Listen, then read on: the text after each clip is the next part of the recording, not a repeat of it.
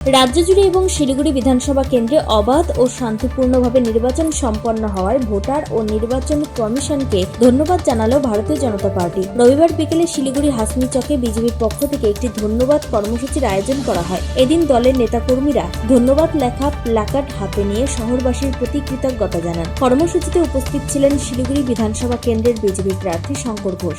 তিনিও প্ল্যাকার্ড হাতে নিয়ে সাধারণ মানুষের প্রতি ধন্যবাদ জ্ঞাপন করেন। সংবাদ মাধ্যমের মুখোমুখি হয়ে শঙ্কর ঘোষ বলেন, স্বাধীনতার পর সম্ভবত এই প্রথম এত শান্তিপূর্ণভাবে নির্বাচন সম্পন্ন হয়েছে। তিনি সুষ্ঠু নির্বাচন পরিচালনার জন্য নির্বাচন কমিশন এবং সচেতনভাবে ভোটদান করা সাধারণ মানুষকে ধন্যবাদ জানান। এদিনের এই কর্মসূচি প্রসঙ্গে শিলিগুড়ির বিজেপি প্রার্থী শঙ্কর ঘোষ সংবাদ মাধ্যমের মুখোমুখি হয়ে আর কি বলেছেন শুনুন। ভারতীয় জনতা পার্টির পক্ষ থেকে আমরা এই কর্মসূচি গ্রহণ করেছি। পশ্চিমবঙ্গের 294টি বিধানসভা কেন্দ্রেই পশ্চিমবঙ্গের মানুষকে ধন্যবাদ জ্ঞাপন করা হচ্ছে। স্বাধীনতার পর পশ্চিমবঙ্গের ইতিহাসে এই প্রথম একটি রক্তপাতহীন নির্বাচনে যেভাবে মানুষ ভোটাধিকার প্রয়োগ করেছেন, এটা নিশ্চিতভাবে পশ্চিমবঙ্গের মানুষকে ধন্যবাদ দেওয়া প্রয়োজন। কারণ তাদের কারণেই আজকে পশ্চিমবঙ্গে 2026-এর 4 মে নতুন সরকার তৈরি হতে চলেছে। তার আগে আমরা পশ্চিমবঙ্গের মানুষকে আমাদের পার্টির পক্ষ থেকে ধন্যবাদ জানাচ্ছি।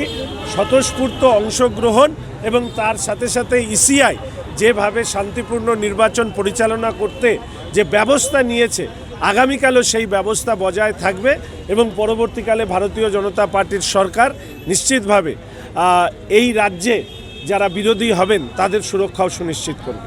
শিলিগুড়ি থেকে দেবাশিস দাসের রিপোর্ট, টাইমস 14 বাংলা। আরো নিত্য নতুন ভিডিও পেতে এবং তথ্য জানতে আমাদের ফেসবুক পেজকে লাইক ও ফলো করে রাখুন। সেই সঙ্গে টাইমস 14 বাংলার ইউটিউব চ্যানেলকে সাবস্ক্রাইব করতে ভুলবেন না।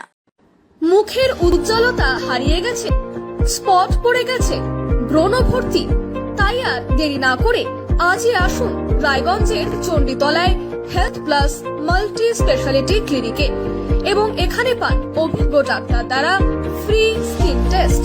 আরো বিস্তারিত জানতে যোগাযোগ করুন 9674895169 এই নম্বরে।